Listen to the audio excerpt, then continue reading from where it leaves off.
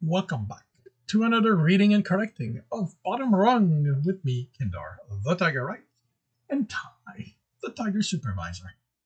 Today we are doing Chapter 54. Immediately upon starting the attack, Tibs decided this wouldn't be fun. The ratlings reacted to their presence the instant they crossed the threshold, screeching as they pulled clubs and knives made of bones. Many more ran out of tents, and quickly it was clear the near dozen Tibbs thought they were dealing with was more like 3 times that. Followed Jackal, slicing at any that made it around the fighter while he was busy. Tibbs with Comdar.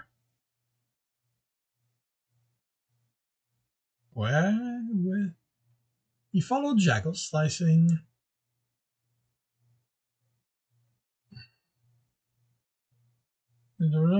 while he was busy with Comdar was by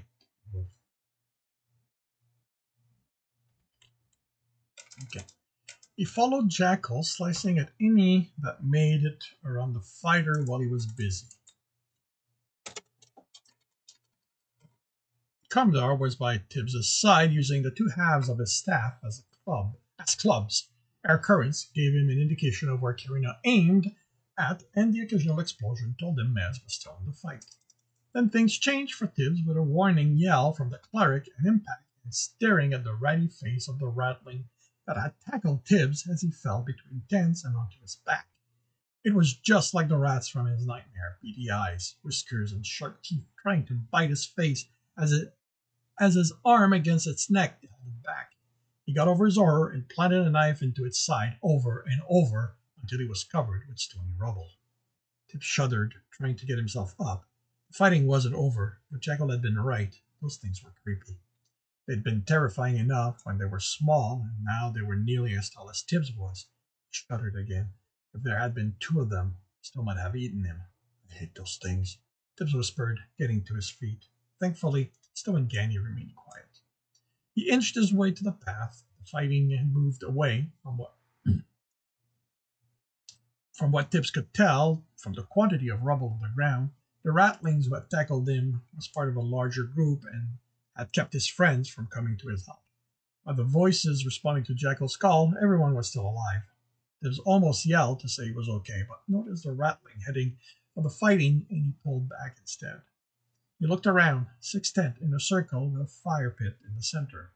He hadn't noticed the arrangement from the entrance, but if that was the same for the other side, and what he remembered further along, it would be a system of alleys formed by the tents. He smiled. He knew alleys. He glanced in the path. The ratling was further along, moving cautiously. This went around the tent, then 2 more before checking back on the path. He'd moved halfway to where the ratling now stood, looking like he was waiting for an opportunity. The club it held wasn't made for throwing, but Tibbs knew anything could be thrown when you wanted it badly enough. He made sure no one else was in the path and crossed to the other side. 2 more tents, and he was behind the ratling. He took out a knife, and as he snuck behind it, then grabbed and stabbed it in the back multiple times. When it was rubble, Tibbs stepped between tents. He realized that even if they were made of stone, or something that looked like stone, they felt warm. It felt warm and behaved the same way when stabbed a person did. He filled the question of why the dungeon would do that for later. The center of the village was open and was where his friends were busy fighting. He almost ran to help, but they had things under control, and more ratlings were waiting at the periphery for their chance. Tibbs would be more useful to everyone if he removed them before anyone noticed what he was doing. He removed 3 of them, closing his hands around their short muzzle to keep them from calling out as he stabbed and pulled them back. Then, on his way to a 4th, the inside of an open tent caught his attention, or rather, the chest in it. He should go help his team. He looked at the central space. They were holding their own. There might be something useful in the chest, he told himself, before just admitting he was curious and running into the tent. The chest was simple, wooden slats tight against one another, a cover with painted scene of rattling, haunting rats with 3 hinges at the back. No locks, no obvious traps, but there was a lack of essence inside that worried him. He couldn't recall ever coming across a place where there was no essence.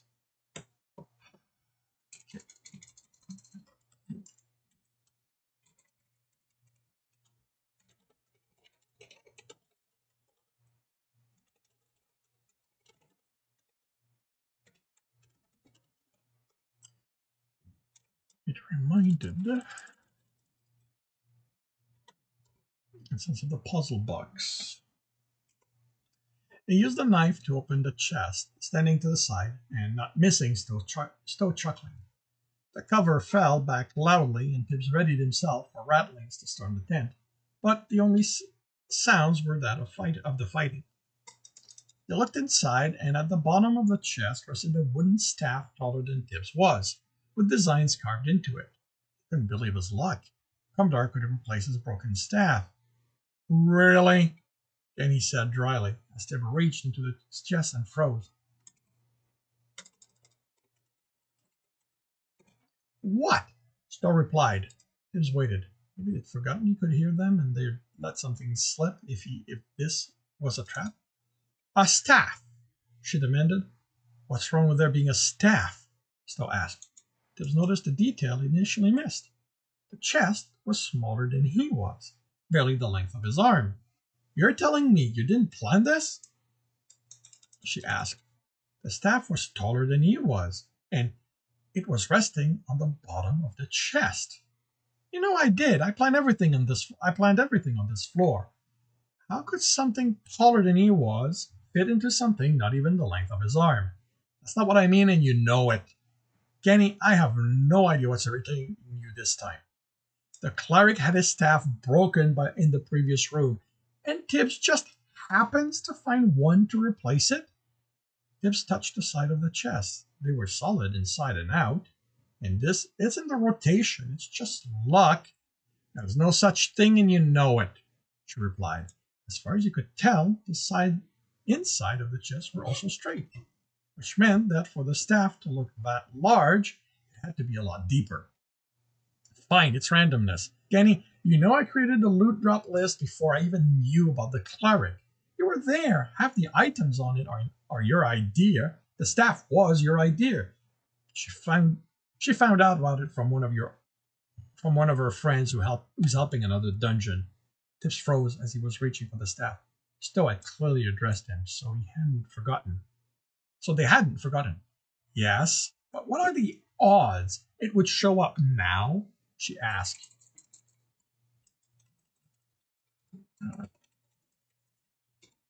682 to 1. You know that too.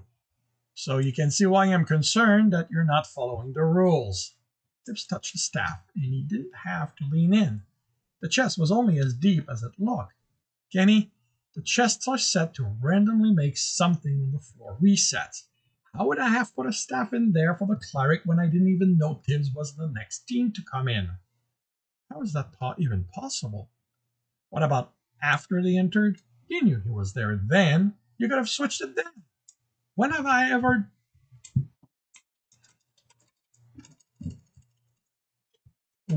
ever done something like that?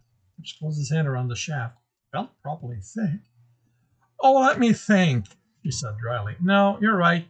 You never gave in to a runner's crying and screaming at you because someone he cared about was killed by one of your traps. That was a one-time thing. Still grumbled slowly. Slowly, Tibbs raised the staff. So you claim. Kenny, I swear, I didn't do this. Nothing changed as Tibbs raised it. It had the same weight as Comdar's staff had. Kenny sighed. I believe you, but you get how it looks, right? Wow, what the hell? If you're breaking the rules, they aren't going to be happy. Those day again. Stowe replied in a tone that Tibbs expected came with an eye roll. Dungeon should do that. You won't tell me who they are and why they care what I do. Well, that's going to be actualized.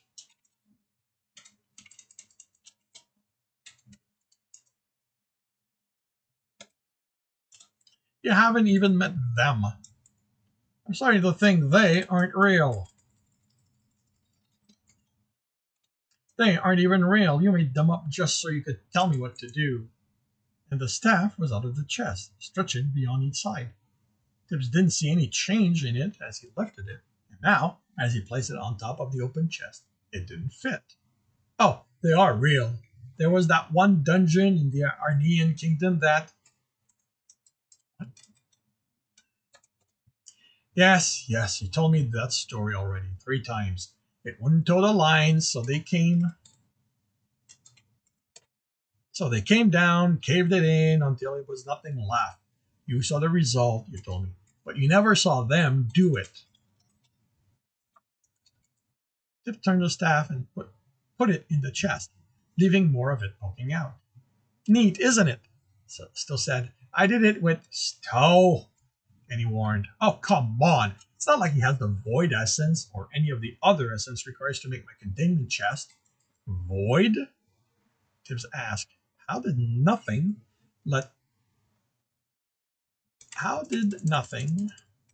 allowed for a chest to be larger inside one time and not the next? Yeah, you see, it's not really mountain crevice. And he ordered, you are not telling Tibs anything about how you can do things. It's against the rules. There are no rules about what I can and can't tell Tibs. Stowe replied, you said it yourself. No one's ever been able to talk with a dungeon before. Is that really your name? Tibs asked. Of course, it's what I am. But it's kind of long, so again he calls me Stowe. I want him to go for something simple, like Steve, but now he had to pick a name that describes where we are. Tibs nodded. So long as he liked it, any name worked. He was confident Jackal wasn't his real name. I'm going to go back to the fight so can you be silent again? Will do, Stowe said. Tibs looked outside, and with the way clear, he ran to the center of the village, cursing when he saw the situation. The ratlings were down to just over a dozen. Cumdar was on his knees, bleeding, with Jackal, Carina, and Mez around him. Mez was down to using his bow as a staff, and even Jackal looked exhausted. With a yell, Tibs ran, brandishing the staff and almost throwing himself off balance as he swung it at the closest ratling. Tibs! Carina called, you're alive! He threw the staff in their direction and took out 2 knives, cut the ratling that reached for him, then an impact against his back nearly brought him down, and a clawed hand reached for his face. He stabbed and cut behind him. He looked down, and one of them was gnawing on his leg, trying to bite the leather armor. He yelled when teeth found the knee joint and bit hard. They were going to eat him. He slashed at them, but he missed. He was in his nightmare, all the rats piling on top of him, biting. His armor wouldn't last, and then it would be him. Something grabbed at his neck, and he was flying back. Now! Jackal yelled as he held Tibs against him. The explosion was hot, even with the earth fighter between Tibs and it. Then all that was left was the sound of falling stone, and Tibs held on tightly. You okay? Jackal asked. I hate those things, Tibs replied, and the fighter chuckled. I think you're entitled.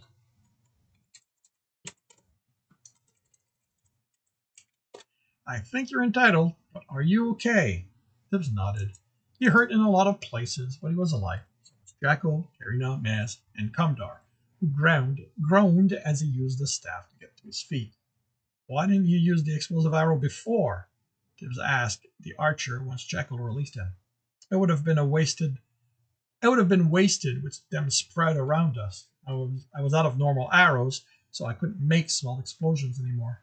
I tried to draw them away, Jackal said, but they're smarter than they look and realized it left the others undefended.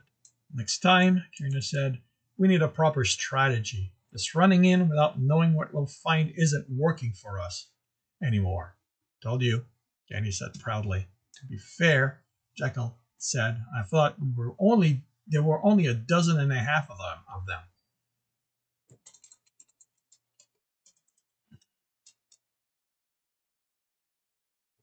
I want to point out there's something like 3 times that many tents. Karina replied. But it didn't occur to me either. But if But it didn't occur to me either they would contain people. Ratlings, Tibs corrected her as Stowe said it. Whatever, she replied. Gumdar joined them, using the staff to help him walk. His robe was in tatter, exposing broken leather strip that had offered extra protection. I thank you for the staff. Where did you find it? In a chest, Tibs replied. In one of the tents. There are others.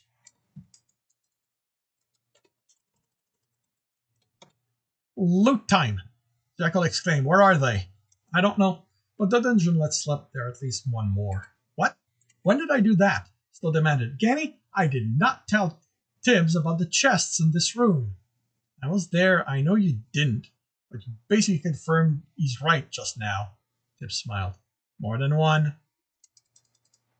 Are there any more ratlings around? Jekyll asked. Tibs began. He began. No, they're all destroyed, Snow answered. I can't make them all that smart yet, so they'll fight until they're destroyed. If there was any left, they'd be attacked. What about the one that was sneaking about? Tibbs asked. They're all dead, he told Jekyll. You trust the dungeon? The fighter asked. His job is to make us stronger, Tibbs replied. We won here. He's not gaining anything by lying to me now. We solved the problem. More like eradicated it, as Miss said. All right, come, Dar. Find a place to rest and sit. Jekyll instructed. Tibbs can look after you once we have all the loot and coins. The rest of us are going through each tent looking for chests. When you do, tell Tibbs and he'll check them for traps. They don't have any, Stowe said. Why didn't you trap them? Tibbs asked, causing Jekyll to stop.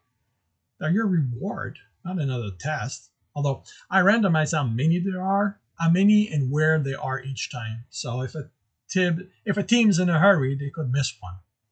They aren't trapped, Tibbs told the others, but they aren't always going to be in the same tent, and there might be more or less the next time. Jekyll looked uncertain and shrugged. Okay, you heard Tibbs. Check the chest, and we come back here with loot and collect every coin we find. They looked at Tibbs expectantly. What is he waiting on? Kenny asked.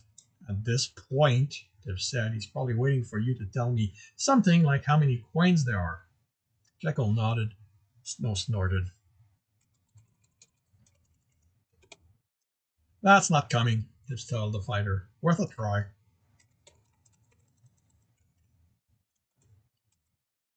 Pick a quadrant, Karina said and was stared at. She sighed.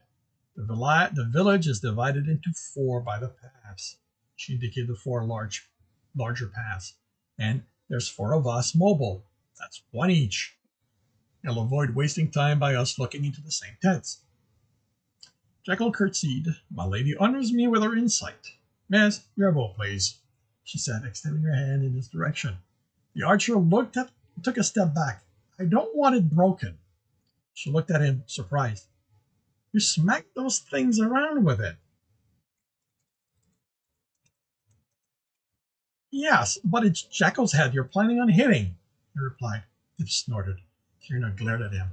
Kamdar, that stuff is sturdy, right? She asked. The cleric finished sitting by a tent. I am afraid that it has not been tested. Therefore, I am not willing to risk breaking it against our esteemed leader's head. If you are willing to look, I am certain there is one of the halves of my previous staff in the center somewhere.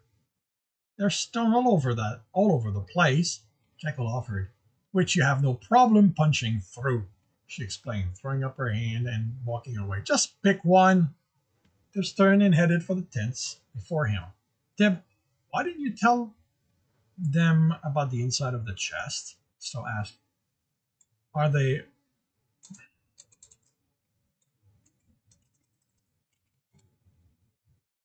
all bigger? They're whatever size they need to be to fit what's inside, and right now he trailed up. Go ahead. And he said, it's not like him knowing what's in them now is going to change anything. My shoes? Tibs asked hopefully. I'm afraid not. One of them has a set of iron armor. It's pretty poor quality and it won't fit anyone on your team. But I figured it would be nice to show you the teams something that hints at what's coming. Okay. The first 410 to hell had nothing in them. They didn't even have bedding. You know, next time I do a run, it would be nice if one of the chests had my shoes in them, or the pouch. I don't control what's in what the chest contains, Tibs. Is it on the list?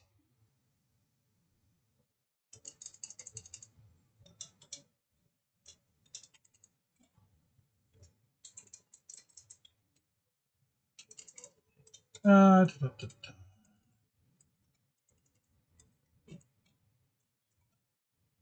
I'm still going to reply. Da, da, da. Well, no, the shoes are a first floor reward, and the pouch, he trailed off. I admit that for you, it's not exactly easy to do. But if you put it in the list, it just makes itself, right? The essence still needs to be there. Something like that on this early of a floor would drain me too fast. How did you know there was more than one chest? You told Ganny the chests were filled randomly? That's plural. You need to remember how clever Tibs is, Kenny said, since you like that about him. Not being able to get the pouch again was disappointing, but its actual use had been to hide the amulet from the guild, and he no longer had that either. He'd rely on the hiding place in his armor to carry his coin. It was more secure than a normal pouch, anyway. So, Tibs said, you won't tell Jackal how many coins are in the room, but how about you tell me? He smiled. Please? Kenny sighed in exasperation. Well, Sharp Stowe chuckled. And this concludes chapter 54 of Bottom Rung. If you are enjoying this, please subscribe, hit the bell, hit the thumbs up, and share. If you want to read the whole story, it is on Royal Road. Link is in the notes, along with the link to my Patreon, should you want to support me. And with that, I will see you and I shall wish you a good day.